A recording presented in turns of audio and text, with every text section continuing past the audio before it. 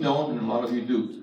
So, just to give you an update, the detox center that we're going to build and take 3 houses in Marseille, right off of 71st Street, and convert it into a 56-bed detox facility. We don't have any issue with people that are suffering from addiction, and there's a lot of locations they could do, but this is a family neighborhood, and so the compatibility and many other issues that did not apply. So something like 12 or 13 homeowners association, a bunch of businesses, a bunch of schools in the areas. It's about 8 learning schools in the area. We're saying this doesn't work here. So finally the city did a study and they came up saying, well, you know, this is right, and we're going to take it out of the agenda.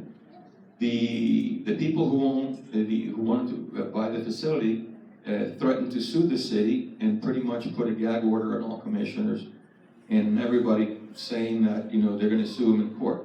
And that's still pending because now they're going through a process by which they still want to get the DRB application. The chairman of the DRB is here. She can't talk about it because she's already recused herself. But we need you to make aware that in November, we need to all be at the DRB. Okay? What's the date for that? It's, when does the DRB meet? Could you please say that? We meet the first Tuesday of every month, and as chairman of that committee, that board, I cannot legally opine, but as an owner, property owner in our neighborhood, I cannot give any opinions. But we do we meet the first Tuesday of every month. Right, just so everybody knows why there's a very delicate dance going on, and I can explain this part of it.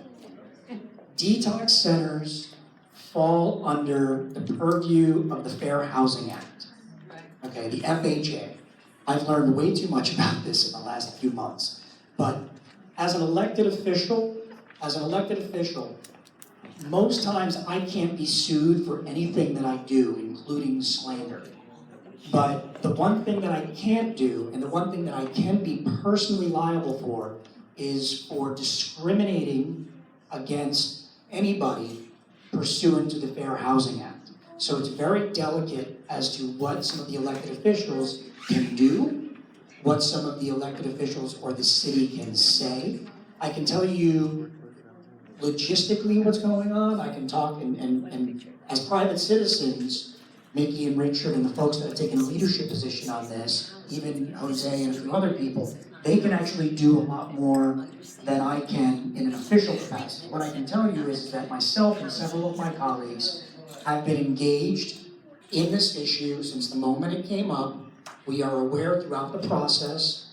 There's some things that we can't say. What I can tell you is that there's something called a deck action that's pending right now. So after the staff informed the applicant that they would not be allowed on the planning board agenda, the applicant filed a lawsuit, or what they call a declaratory action, in circuit court. So that's where it is right now. Not asking for an appeal of that decision, but for asking that they can appeal that decision to the planning board. Right now, the only way they can appeal that decision, they have to go to the Board of Adjustment. So they're asking for a judge to interpret our law a certain way. That is where the issue is. So all of the things regarding DRB and everything else, they're all kind of going on as it's like dual tracked at this point. But if things don't go the way they want in circuit court, some of the other stuff is kind of irrelevant. But if you want to continue to fight it, I encourage you to use your instincts on that. I can't tell you what to do or what not to do. But that is procedurally where we are. I'm doing such a delicate dance. But that is procedurally where we are. I cannot opine on much else, but the folks in private, I'm more than happy to stick around afterwards and have private conversations with folks, but in a public setting, because I don't know who's here or recorded, so I have my private opinions. Can I ask a question? He's recorded. Just to finish, and I'll give you the mic. I want a clarification between a treatment center and Okay. housing. Okay, so this is what I can tell you, because I have a very close family member who has gone through this many times. So I'm not speaking out of school. A detox center is where you go to dry up. That's the first. That is when you are in the most the deepest, darkest crisis that you can be in, whether it be from alcohol or drugs. It is the first step. It is not a rehab. A detox center in a vacuum is not a rehab center. So that's treatment or no? Oh yeah, it's treatment. Okay, but that's not housing. Housing is more, According to the Fair Housing Act, it is, and according to most, I don't know. Okay, I'm I'm listening. teams of lawyers, I'm listening. teams of lawyers. The answer is yes, for purposes of the law, it is housing.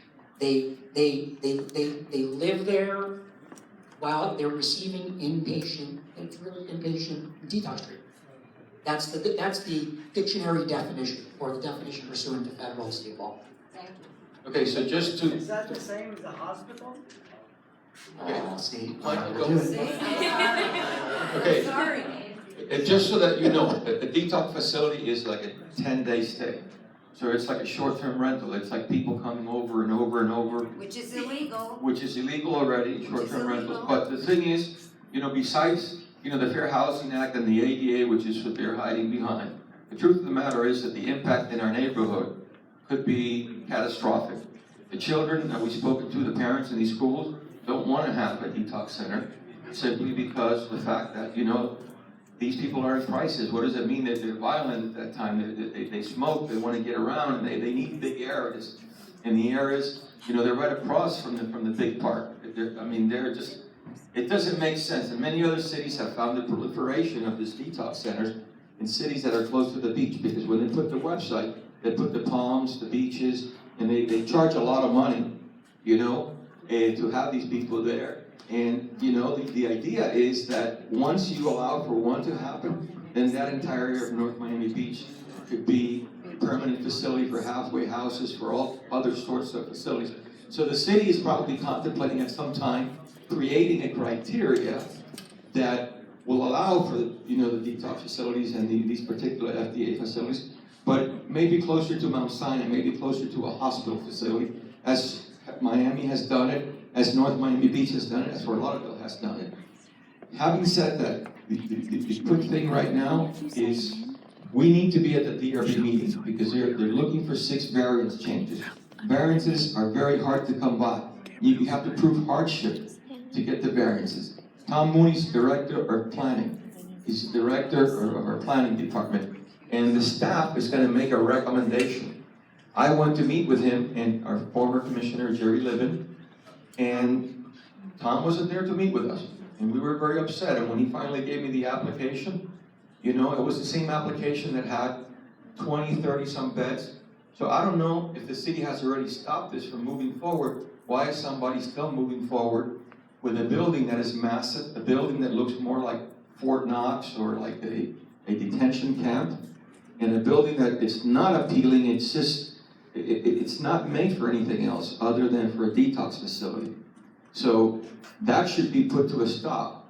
And that's why we need everybody to attend that meeting, okay? And don't think that, don't lay on your laurels and think this is done. These guys have expensive lawyers. They're spending tons of money. We have no money, okay? Our lawyer is Neeson Caston. He's a volunteer, former mayor, and because of a couple of friends that are helping us, Neeson has helped us out.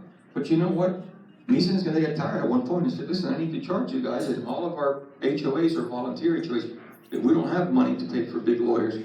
But what we do have is a big voice. We have a lot of people, and that's what counts, okay? So your voice counts, and we really need you to attend the DRB meeting. We'll send everybody out, and that's why it's important that everybody give their names, so that right now we have a huge list of people. For those of you who have been part of it, thank you. So for those of us that are here for the first time, please get involved. Thank you. Because I miss you. Well, that is November 8th, Michael, do you know? First Tuesday, second Tuesday. Yeah, but if they're dispensing methadone. Oh, you're part of it. November 1st. No, that's not the 1st. First Tuesday, November 1st. Yeah. Yes, my name is Pierre Malay, 21 Crespi. I would like to know what you think about sustainability and